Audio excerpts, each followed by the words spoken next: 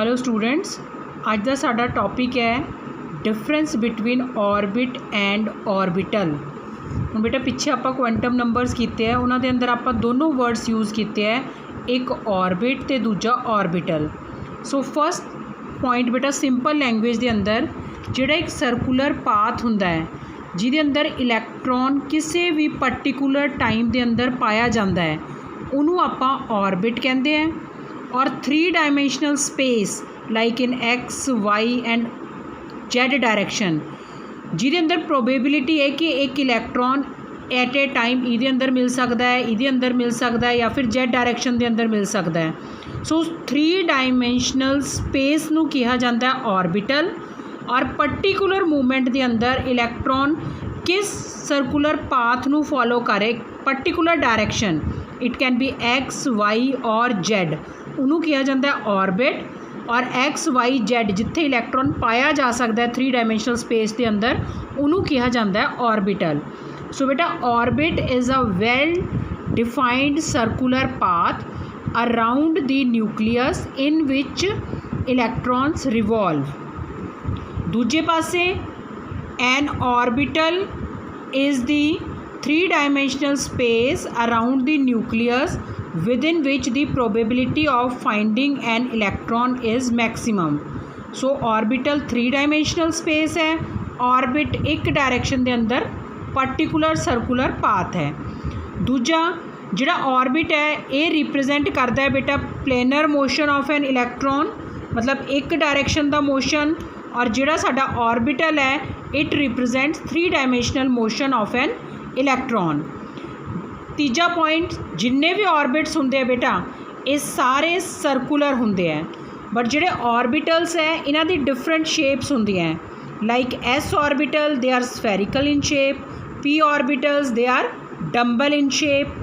जिहड़े ऑर्बिट्स हैं they do not have directional character, but जिहड़े ऑर्बिटल्स हैं except S all others have directional character.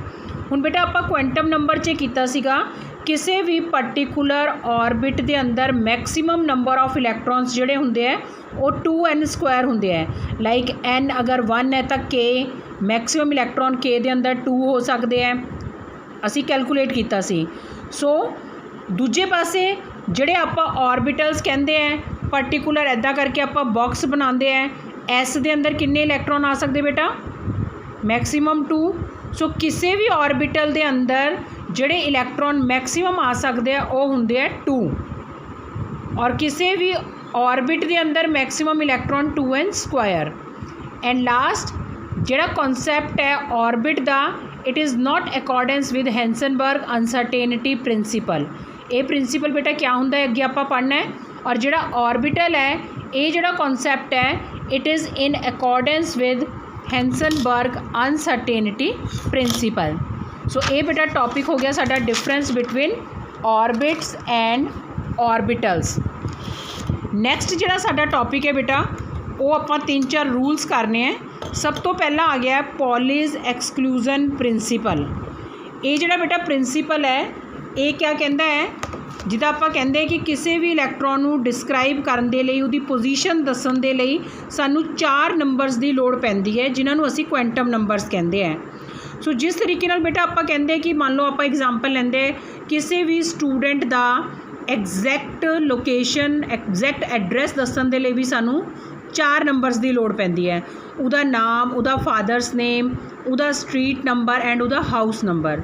हो सकता है 2 बच्चों का बेटा नेम भी सेम होवे, फादर्स नेम भी सेम होवे, स्ट्रीट नंबर भी सेम होवे, बट डेफिनेटली दोनों बच्चों का जिहड़ा क्वार्टर नंबर है दैट विल बी डिफरेंट और वो उन्हां दी आइडेंटिटी दसदा है। इसी तरीके नाल एटम के अंदर कई इलैक्ट्रॉन्स रिवॉल्व कर रहे हैं अराउंड द न्यूक्लियस, बट हर एक की अपनी एक एग्जैक्ट पोजीशन है। हो सकता है कि 2 इलैक्ट्रॉन के 3 क्वांटम नंबर सेम होण, बट अगर इदां दा है फॉर एग्जाम्पल अगर 2 इलैक्ट्रॉन सेम शैल उहदी सेम सब शैल उहदी सेम ऑर्बिटल च है तो बेटा 3 क्वांटम नंबर सेम हो गए, बट चौथा क्वांटम नंबर जिहड़ा कि स्पिन क्वांटम नंबर है that will be definitely separate for 2।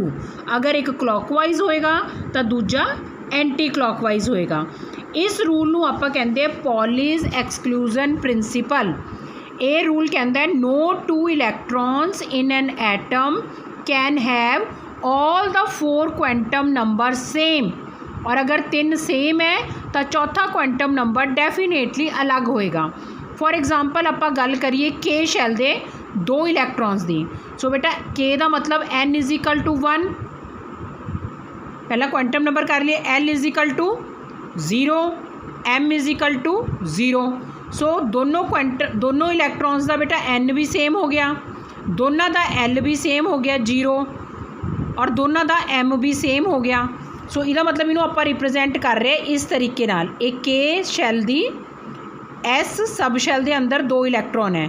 सो इन्हों का क्वांटम नंबर इनू आप रिप्रजेंट कर सकते हैं इस तरीके नाल। सो इसका बेटा n same, l same, m same, but अगर एक पैरेलल है तो दूजा anti parallel. So this is example for Pauli's exclusion principal कि कदे भी किसी भी 2 इलैक्ट्रॉन के 4 क्वांटम नंबर सेम नहीं हो सकते। अगला आ गया बेटा Hund's rule of maximum multiplicity. ये रूल कहता है कि अगर साढ़े कोल सेम एनर्जी दे ऑर्बिटल्स अवेलेबल है, मैं लास्ट लैक्चर च दस्सिया सी सेम एनर्जी दे ऑर्बिटल्स नूं कहा जाता है डीजनरेट ऑर्बिटल्स, जिदा P दे 3 हुंदे है, D दे 5 हुंदे है।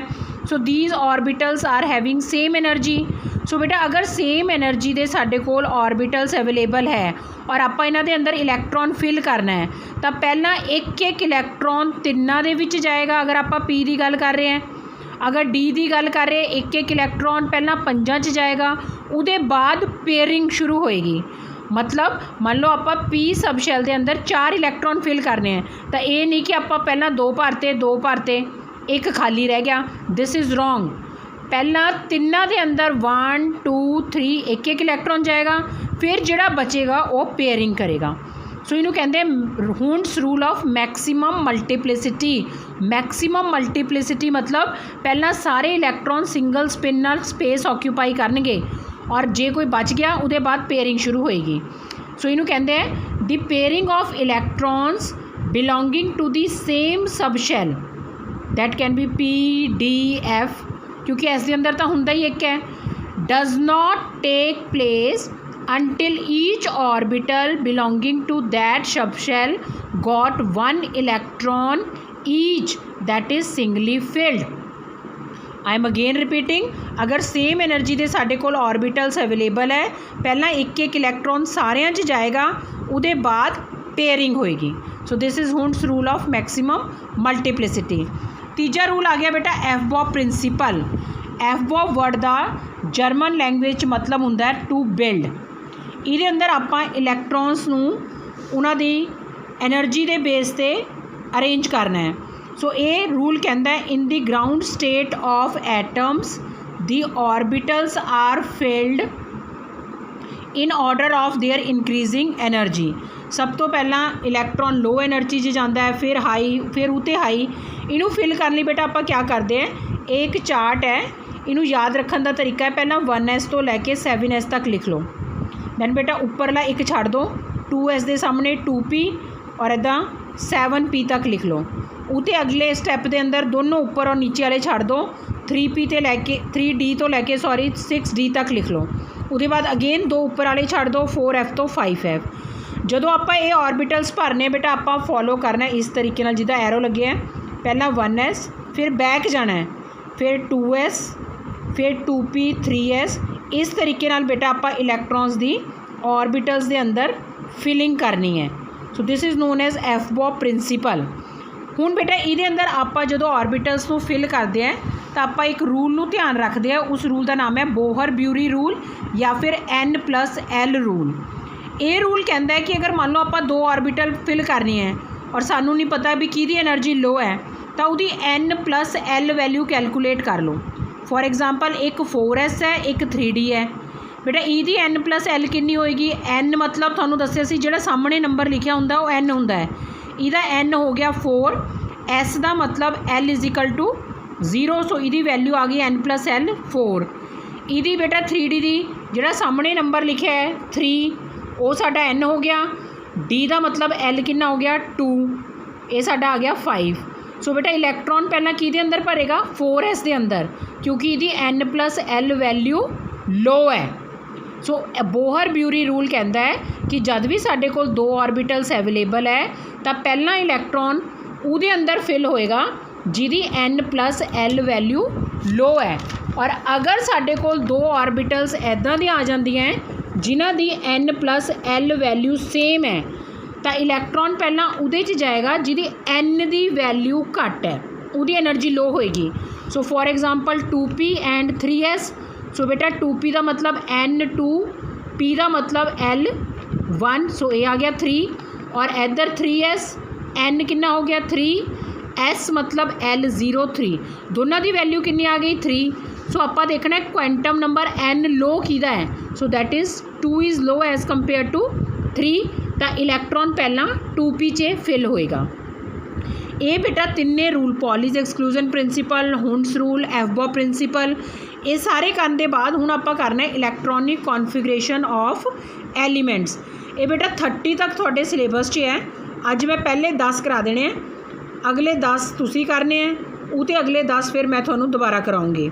सो बेटा जिदा हाइड्रोजन इत्थे पहला बेटा मैं 10 तक एलीमेंट्स लिख ले, इन्हां दे एटॉमिक नंबर लिख ले। हुण इत्थे आपां एफओ प्रिंसीपल नूं ध्यान च रख के इलैक्ट्रॉनिक कॉन्फिगरेशन लिखना है। सो सब तो पहला किहड़ी आंदी है बेटा शैल 1s। सो पहला तो आपां सिर्फ नाम लिखिया 1s, एक है एटॉमिक नंबर, तो एक इलैक्ट्रॉन भरना, ऊपर लिखता 1। एस दे अंदर मैक्सीमम इलैक्ट्रॉन आ सकते हैं 2। सो हीलियम का दूजा इलैक्ट्रॉन भी इहदे अंदर ही आ जाना है 1s2। हुण बेटा एस दे अंदर मैक्सीमम इलैक्ट्रॉन 2 ही आ सकते, 1s फिल होगी। हुण इहदे अंदर होर इलैक्ट्रॉन फिल नहीं हो सकते, तो आपां अगली चकनी है। सो पहला हो गया 1s2, हीलियम का तीजा इलैक्ट्रॉन कित्थे जाएगा 2s दे अंदर, दैट इज़ 1। ऊपर वाले नंबर ऐड कर लो, एटॉमिक नंबर आ जाता है। सो चौथा बेरीलियम 4, 1s2 2s2। हुण अगेन 2s दे अंदर 2 आ सकते फिल होगी। अगला बेरीलियम का 5वां इलैक्ट्रॉन जाएगा 2p दे अंदर, 1s2 2s2 2p1। इते अगे उसे p दे अंदर 6 इलैक्ट्रॉन फिल करने, क्योंकि p can accommodate maximum of 6 electron, 2p1 2p2 2p3 4 5 6। सो इत्थे साडा नियॉन का इलैक्ट्रॉनिक कॉन्फिगरेशन आ गया 1s2 2s2 2p6। हुण बेटा ये सानू पता है कि ये साडी नोबल गैस है। जदों आपां सोडियम का इलैक्ट्रॉनिक कॉन्फिगरेशन लिखना तो बेटा सानू दोबारा ये लिखण की लोड़ नहीं है, we will write down neon. Neon का मतलब ही हो गया 1s2 2s2 2p6, ऊपर लिख देना है 10 और अगे लिख देना है 3s1। ऐसे ही जदों 18 आर्गन का हो गया तो दोबारा लिखण की बजाय आर्गन नू ब्रैकेट च पा के ऊपर लिख देना 18, उते अगली वाली शैल शुरू कर देनी है। सो नोबल गैसेस नू आपां स्क्वायर ब्रैकेट के अंदर लिख के उहदे उपर उहदा एटॉमिक नंबर लिख देंगे उस नोबल गैस का। इहदा मतलब 1s2 2s2 2p6 हो गया इहदा। अगला सिर्फ नेक्स्ट शैल लिख दो शॉर्ट फॉर्म। हुण बेटा इहदे अंदर एक इंपॉर्टेंट क्वेश्चन आता है, एनामलस बिहेवियर ऑफ, एनामलस मतलब अलग तो हट के बिहेवियर हुंदा है कॉपर ते क्रोमियम का। सो बेटा एटॉमिक नंबर जिहड़ा क्रोमियम का वो हुंदा है 24। इहदा जिहड़ा इलैक्ट्रॉनिक कॉन्फिगरेशन एक्सपैक्टेड हुंदा है, जिहड़ा होना चाहिए है अकॉर्डिंग टू जो आप रूल्स हुण तक कीते हैं, आर्गन 18, अगला 4s2 3d4, बट एक्चुअली च हुंदा है आर्गन 18 4s1 3d5। सो जिहड़ा बेटा एक इलैक्ट्रॉन है 4s तो जंप करके 3d च आ जाता है, ताकि जिहड़ी 3d है वो एग्जैक्टली हाफ फिल्ड हो जाए। जिहड़ी बेटा स्टेबिलिटी हुंदी है एग्जैक्टली हाफ फिल्ड या एग्जैक्टली फुली फिल्ड ऑर्बिटल्स दी वो ज़्यादा हुंदी है, इस करके वो कॉन्फिगरेशन प्रैफर किया जाता है स्टेबिलिटी ज़्यादा होने करके। So atomic number 24, expected configuration this but actual configuration this, because exactly half filled orbitals have extra stability. इसी तरीके नाल बेटा कॉपर का जिहड़ा एक्सपैक्टेड कॉन्फिगरेशन है, इहदा एटॉमिक नंबर हुंदा 29, वो एक्सपैक्टेड है बेटा argon 18 4s2 3d9, but actually इस केस च भी एक इलैक्ट्रॉन 4s तो जंप करके 3d च आके 3d नू एग्जैक्टली फुली फिल्ड बना दिंदा है। Organ 18 4s1 3d 10। ਇੱਥੇ ਜਿੱਦਾਂ ਬੇਟਾ ਹਾਫ ਫਿਲਡ ਦੀ ਸਟੇਬਿਲਿਟੀ ਜ਼ਿਆਦਾ ਹੁੰਦੀ, ਐਗਜ਼ੈਕਟਲੀ ਫੁੱਲੀ ਫਿਲਡ ਆਰਬਿਟਲ ਦੀ ਸਟੇਬਿਲਿਟੀ ਵੀ ਜ਼ਿਆਦਾ ਹੁੰਦੀ।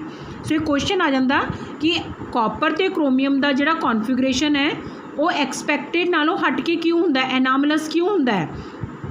ਸੋ that is due to exactly half filled in case of chromium and exactly fully filled orbital in case of copper, they have extra stability।